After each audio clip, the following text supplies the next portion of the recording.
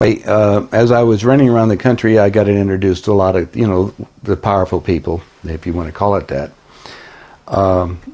Anyway, one weekend I was invited up to Aspen. I was going to Aspen all the time anyway. I built the dormitory for Colorado Mountain College, which is close, up in Leadville.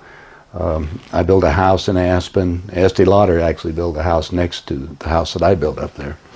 And anyway, I come into this room, and I brought my $2 up so they can go skiing. And I said, "What am I here for?" And they said, "We have decided we want you to be the finance chairman for the next president of the United States." And I said, "I just started this $100 million project. I mean, last week I was with Bill Levitt, at the Beverly Hills Hotel, sitting around a swimming pool discussing building cities. I know Bill Levitt built Levittown, Pennsylvania, Levittown, New York, just so you know." Absolutely. Anyway, I said, "Well, I got the next question, why me?" And they said, "Well, number one, you're pretty good with money, and we owe you a favor." And I said, "Well, the next question I have is, who's going to be the next president?" And they said, "Jimmy Carter." And I said, "Jimmy who?" And they said, "Well, he's the Democratic governor of Georgia." And I said, "But I've been voting Republican."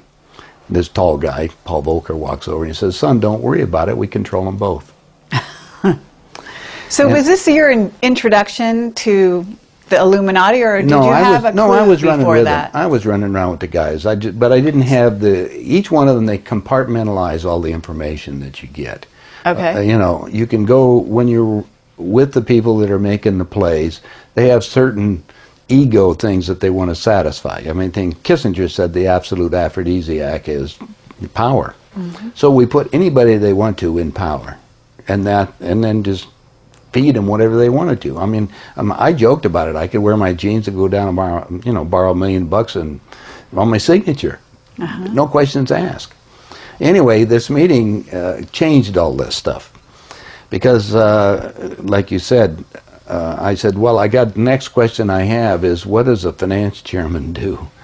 And they said, "Well, you sat with Ted." So I sat down with Ted Kennedy, and Ted was right next to me, and he said, "George, you're going to love this job. We're going to send you out to all the state Democratic functions.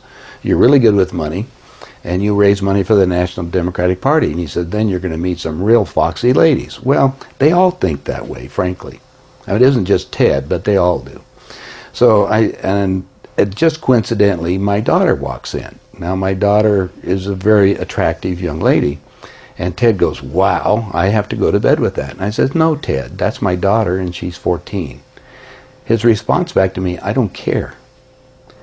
That's when everything kind of stopped to me. I gulped. I said, "Wait a minute." I gave him the guidelines. I mean, I know how he thought. But when he said he didn't care what I thought about it, then I just said, "That's enough." I got up. I didn't say another word to Ted. I walked across the room. I'm talking to Pierre Trudeau and his wife. Pierre at that time was the Prime Minister of Canada. And I'm talking to them just to get my head leveled. I mean, I had just looked at that character over there across the room, and I'll share with some of the other people who were there, but I'm looking in front of Pierre, and there's a little half cigar box full of white powder. I grabbed the housekeeper, and I went in the back room, and I'm looking at the dresser, and on top of this dresser was all these glass tubes. Now, I went to Colorado School of Mines. I majored in geophysics. And chemistry was just kind of a fun game, right? And I never looked at things. I couldn't believe what they were doing. I said, "What is this thing?" And they said, "It's freebasing equipment." They're just using all this stuff. And I said, "Duh," to myself. So I walked out. The meeting was on a Friday afternoon. I said to the people who invited me up there, I says, "Look, this is a big decision in my life. I mean, I don't want to stop my $100 million project, even though you'll warehouse it." That's what they told me. "Let me think about it and let you know on Monday." Monday, after consideration of everything else, and some of the guys were talking about what they had planned, which is the Global 2000 agenda, the Plan 2000, which Jimmy Carter put in writing. Every congressman got a copy of it.